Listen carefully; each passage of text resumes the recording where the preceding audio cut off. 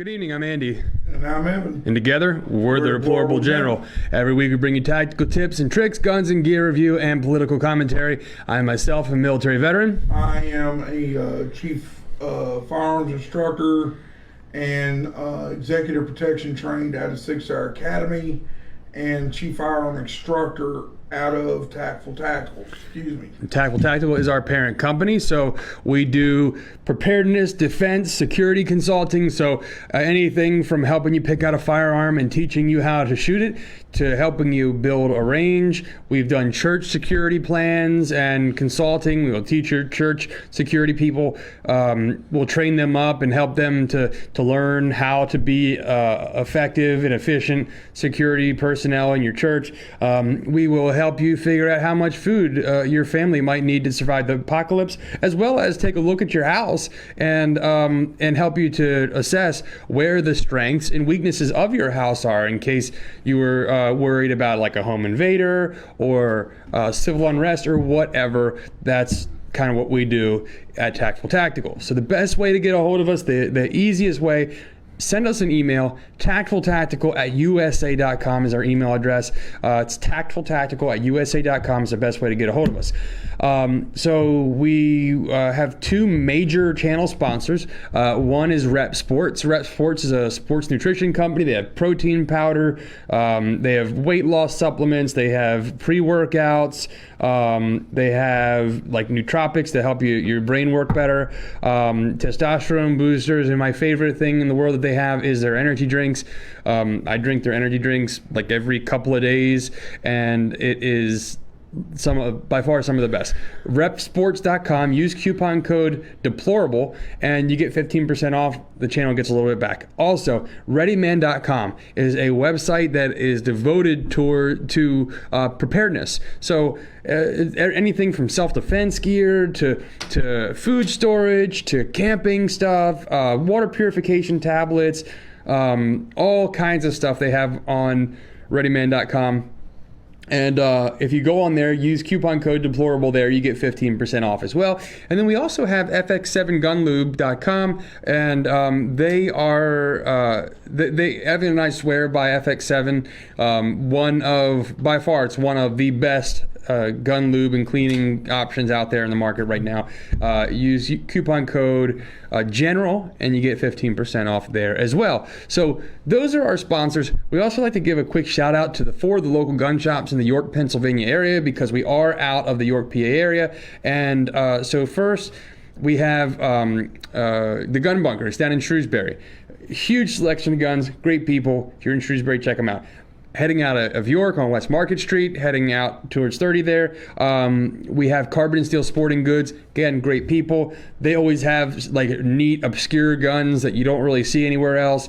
Not the biggest selection, but the stuff that they have is usually very well priced, and it's usually some really cool stuff that you don't see anywhere else. Then you're heading a little bit farther south. You have Jefferson.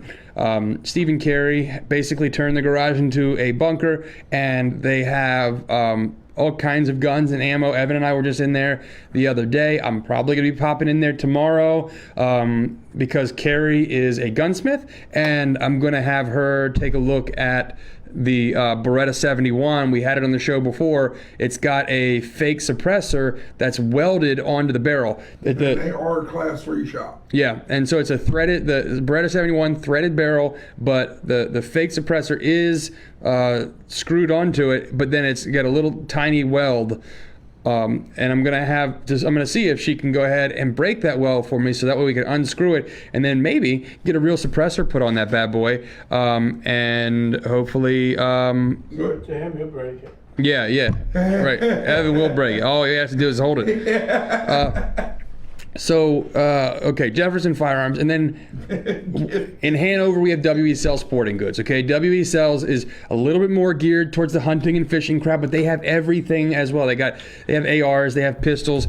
Their used gun selection is by far my favorite. I've picked up several really good deals at W.E. Sells. So those are they're not the only 4 gun shops in the county. There are others. Those are just the 4 that we've built good relationships with, that we feel entirely comfortable recommending to you guys to go into those places. So if you have another gun shop in the York, PA area, and you really like them, great. Please let us know. Yeah, we'd love to go check some of the other ones out. There's one in particular that we intentionally don't mention, and then there's another one that, good and bad experiences. So we'll leave it at that. Those 4 are the ones that we'd recommend. Shout outs. Shout outs I have is Mo's Garage out in West York, and also Brenda's Embroidery off of good Lord, I can't think of the name of the street. Susquehanna Trail Road. It's off to the left. It's Brenda's Alterations and Embroidery. Yes, she embroiders all of our uniform shirts for us and whatnot. So if you're in the York, PA area and you need alterations or embroidery, check out Brenda's. Okay. So tonight we are going to dive into a little subject that we wanted to kind of talk about. So Evan has his Glock. Okay. Many of you out there own a Glock. And if you don't, that's okay. What we're going to talk about today, there are options for other manufacturers, okay? But there are definitely some limitations to this, okay? When I was in the military, when I was actually mastered arms in the Navy, which is military police, we carried Beretta M9s, okay? I didn't like them at all. I hated them, actually. The new ones are nicer. Yeah, now, the guns that we had about 10,000, 15,000 rounds to each one. I shredded 3 firing pins at the range, so I just had a really bad experience with them, but they were treated like garbage, right? So when I got out, I ended up, I changed my opinion on them. I like them. They're good guns, right? But, okay, so when I was in the military, we had to learn ballistics of the weapons that we carried, and the maximum effective range of the Beretta M9 and the 9mm cartridge full metal jackets was about 50 yards.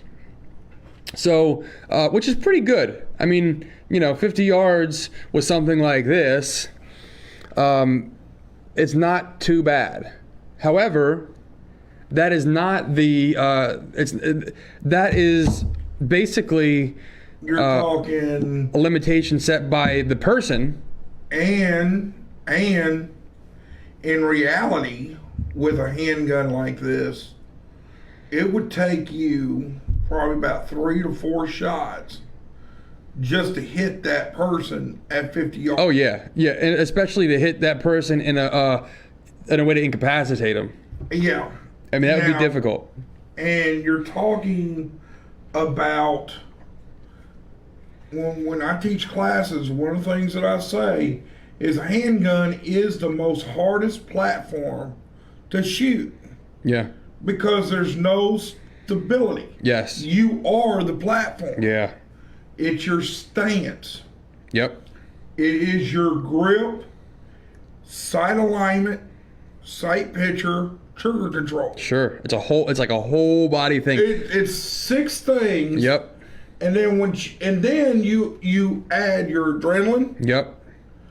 To that, to a new shooter, to somebody that's not been there. That is a big deal. Yeah. And once you get used to, God forbid you ever had to get used to this. Yep. And you have to make that shot.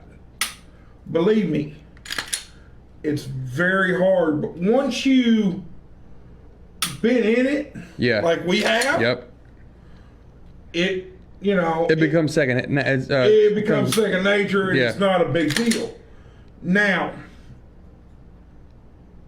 there's an advantage to a pistol. Oh yeah, tons of advantage. There's tons of advantage to a pistol. However, 9mm, 357, 38s, they all have their place. Mm-hmm. But when you could do a force multiplier, yes, which you have, you ain't brought it up yet, but you have it. Yep. We shot it today. We were getting rifle accuracy at only 25 yards, but for the platform, that's maximum. Mm-hmm. You're not going to shoot 25 yards very seldom, even in law enforcement. Yeah.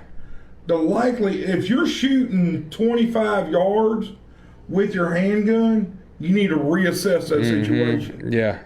Yeah, you need to really think about, because we talked about this before, the deadly force triangle, the fact that you need opportunity, capability, and intent of deadly force in order to be able to use deadly force. And so, therefore, at 25 yards, you have to ask the question, is there no opportunity to get a shotgun, or any situation at that point? Is there opportunity, capability, and intent of that person to actually cause death or physical bodily harm, which there could be. There could be. Well, like I said, it depends on the circumstance. Right. But I'm going to hear, in my experiences, okay, I had a super acronized 1911 in my situation. But I was in a situation, I was doing a job that I didn't need, or I felt like I needed high capacity. Right. Well, that's. I was doing a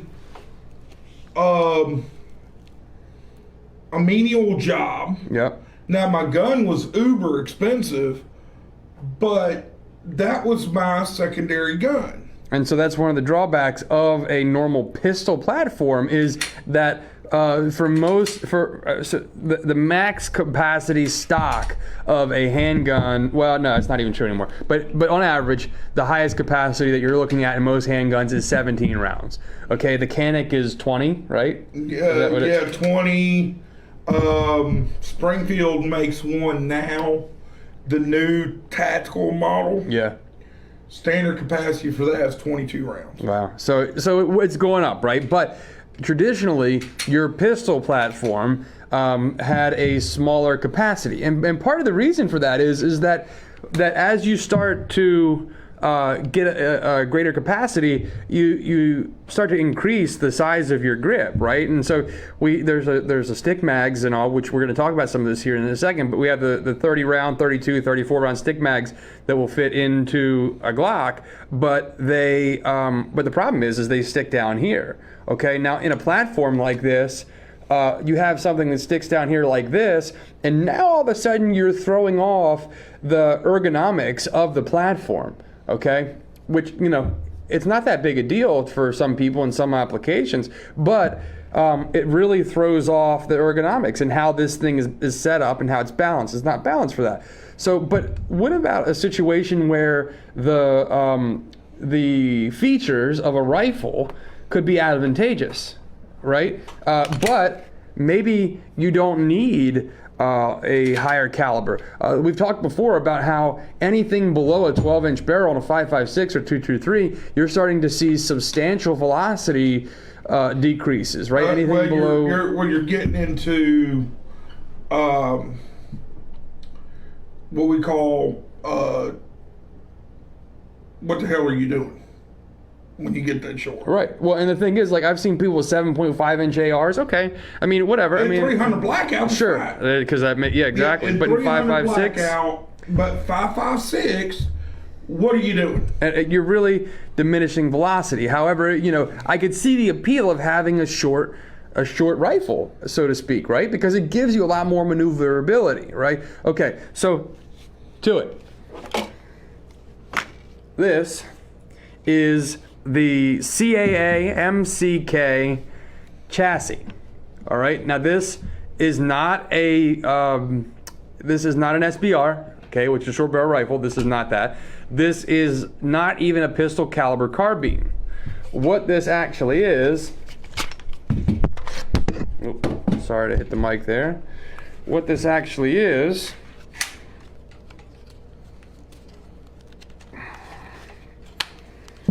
okay, pull this down. Oh, slide release. Now pull this. There we go. We'll get it. What this actually is This is my Glock 17. We've had this on the show before. Okay, Glock 17. This is actually an amend 2. This is a 34 round magazine to fit a Glock 17. And then this is a Pro Mag. Yeah, this one's a Pro Mag. This is a Pro Mag 32 round magazine. Okay. And for my 19X, my backup mag is 19 rounds. Yep. So that's standard capacity. Yep. For my pistol. So this, it slides in here. Now here's something to this. This particular platform, it's got these little this little charging handle in the back here. Now it's plastic. I'd like to see them make this thing out of aluminum, but so far we haven't had any issues with it. Okay. So, but that inside of that little charging handle, it actually slides into or on top of the slide and the slide serrations in the rear. So if you have something other than a factory slide, this might not work for your Glock, okay? This is only gonna work with a Glock with factory slide serrations. You slide it in, you line it up, you get it lined up so that way it goes all the way up in, and you simply push it forward. And then you close this. Okay, let me see here.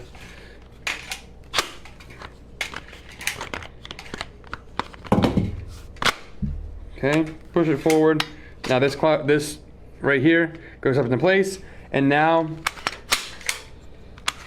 you have the charging handle that actually allows you to operate the pistol. And what you have is now a PDW, right? Personal defense weapon, right? This is what this basically is. Now, it's got, so we have one mag goes in the gun, one goes up here into this this grip, which also allows you to use your magazine as a foregrip, which is really nice. It allows you to have control of that magazine because this magazine's only held in with traction, right? We haven't had it fall out at all, and it's a little bit difficult to get out. I mean, at first we thought it was like stuck. We're like, man, how do you do this? And we eventually figured out that it's just traction. But it holds it in pretty tight. But nonetheless, you can use that as a foregrip, okay? So in this particular setup, the way that we have it set up right now, 66 rounds of 9mm in these two magazines, which is awesome. I mean, that is an awesome capacity for. That's basically what you're doing there is putting two 40-round mags of AR. Yeah. Into one platform. Now this push this button right here, and your brace. Okay, this isn't a stock.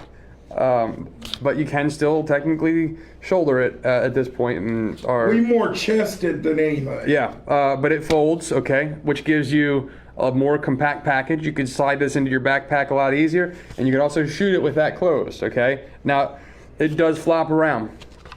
I would like to see something that would click that into place, or it does. No, it doesn't. It doesn't lock into place on the side. It just flops around.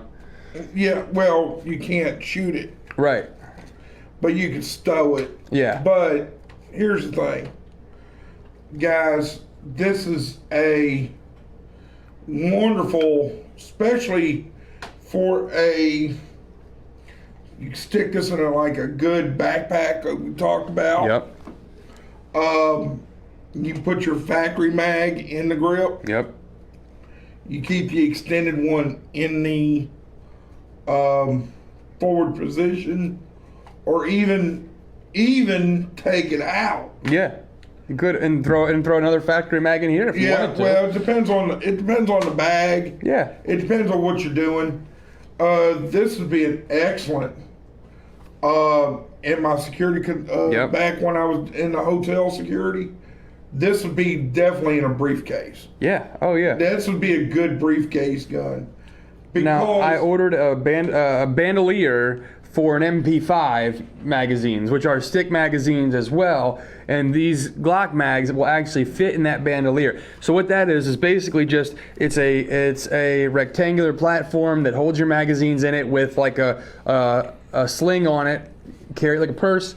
The beautiful thing about that is I am able to wear my plate carrier set up for my AR and all that kind of stuff, and then run this simultaneously. So in my plate carrier, I have it set up for Glock mags for this particular pistol in my battle belt. So therefore, I have Glock mags already in my plate carrier and in my battle belt. So I'm able to run my bandolier, my plate carrier, my battle belt with this setup, and it gives me the ability to be a lot more maneuverable.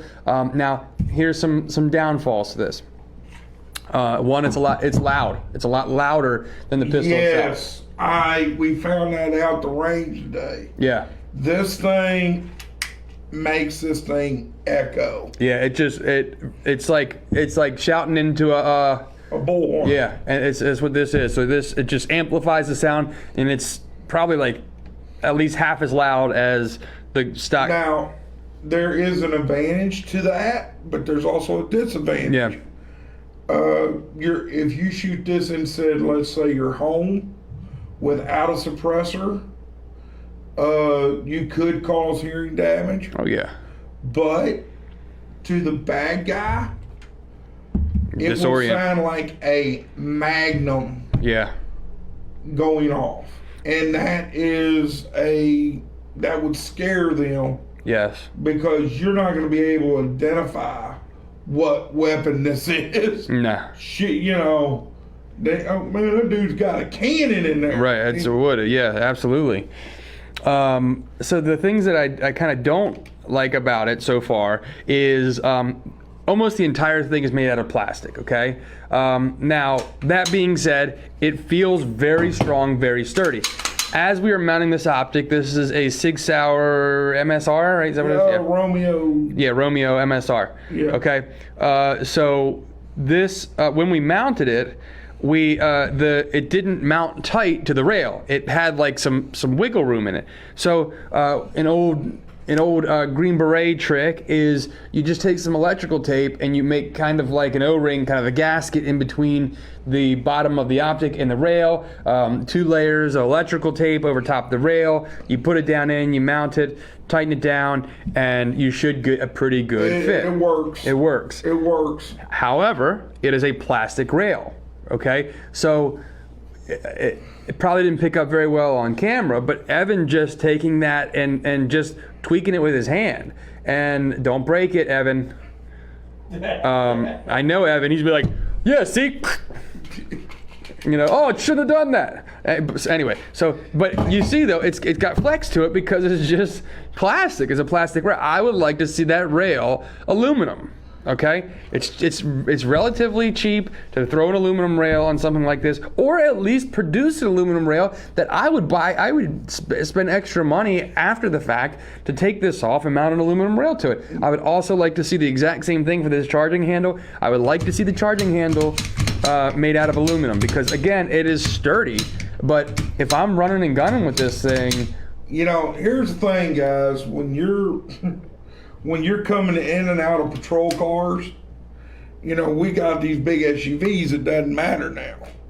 But when I was in a security patrol, we were using small Cavaliers. Yep. And I'm telling you, these would get banged up. Yeah. Those would get banged up coming out of a small vehicle. And like I said, when I was doing security patrol back in the day, it was more affordable for me to go out and buy a used police shotgun and go ahead and doing a Form 1 and getting a 14-inch barrel for it and having Wilson rig it up than going out and actually buying a Wilson custom 870. And then I just run my Mossberg in the trunk. Yeah.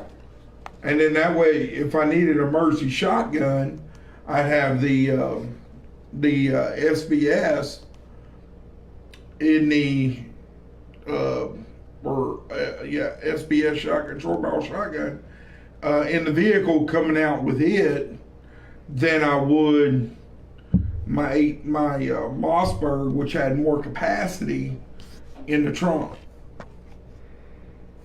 And so the nice thing, so we mounted the Romeo sight up here. We mounted on here the GemCon. This is a 1,000 lumen light with a green laser on it. This is actually like a clone of the Olight. It's rechargeable. You can plug it in here on the side, and that gives us the difference is this was $60 for this setup. The comparable Olight version with the magnetic little charger that clips onto it is like $140. So it was significantly more expensive, and this thing is manufactured very well, so far I am very happy with it. We had not charged it, and we've been using it a lot. So we did it today during broad daylight, just to give it a... Yep, and it is still as bright as it was out of the box without charging it. So I think this thing's going to last a while. We're going to do a better review on this particular light and this optic moving forward, but this system is one that is a viable option. Now, the last thing we'll kind of wrap up with this. If you don't own a Glock, or if you don't own a platform for this to go on, I absolutely would not buy a Glock, then buy this, then buy this, then buy this, then buy these. I wouldn't do it because you end up spending a whole lot of money, right? You know, the least you're gonna pick a Glock up for is about $500 if you're lucky, okay? So let's say 500, but it's really more. $500 for your Glock. This I paid $179 for on Gunbroker. I've seen them for anywhere from $179 up to like $200 on Gunbroker, and online they're like $300. Okay, they're expensive. So I paid $179. Okay, so 5 plus $179 takes you $679. These mags are about $20 a pop. Okay, so there's 40 right there. So now we're over $700, right? Then we have the optic, which is $100. There's $800. Then you have the light, which is $60, $860, and not including ammo. Not including ammo. So we're up to about $900 for if you were to just go out and buy this setup. I would not pay $900 for this setup. I would probably go with a AR-9, something that's already put together and set up to be more robust, and you'd be able to actually use it in a tactical application. It's designed for that. Then I would to spend $900 on this. I tell you, Allygate, if you're looking for a self-defense pistol caliber carbine, go ahead, break down and get the Vector Chris in 10 millimeter and be done with it. I could do one better. If you don't want to spend $1,000 or even $900, $550, you can get a Kel-Tec Sub 2000. Yeah, with 9 millimeter. Yep, it's small. It folds in half. You throw it in a backpack. It's got rails on it. It's got everything you need. So it's a good gun, and it takes Glock mags. It takes Glocks. Yep, exactly. So there are a bunch of different options. But again, look, between spending $900 on this or picking up a Vector for what, like 11 or 12? Yeah, it'd be about No, it's or you can even pick up an Evo Scorpion for around the same. Yeah, I forgot about the Scorpion. And the Strybog. All of those are good pistol caliber carbine options that you can pick up. I just like the 10 millimeter in that configuration because you're maxing out the cartridge. Sure. Yeah. Absolutely. But then we're getting into a whole different conversation with that. So. I would not go out and spend $900 on this. If you are going to spend $900 on something, go out and buy one of those other options. Do your research on that. If you have a Glock, if you have a SIG P226, if you have a 320 Springfield, 320 Springfield SD. If you have any of those platforms, you can pick up a chassis for those and And I would say yes, absolutely, 100% worth $200 for this thing. And then you should be picking these extended mags up anyway because they're just good to have. At very least, they're good fun. So hopefully you learned something today. This is definitely something that we recommend. We give good ratings to CAA and the MCK. And guys, thanks for tuning in. I'm Andy. And I'm Evan. Deplorable General. Over and out.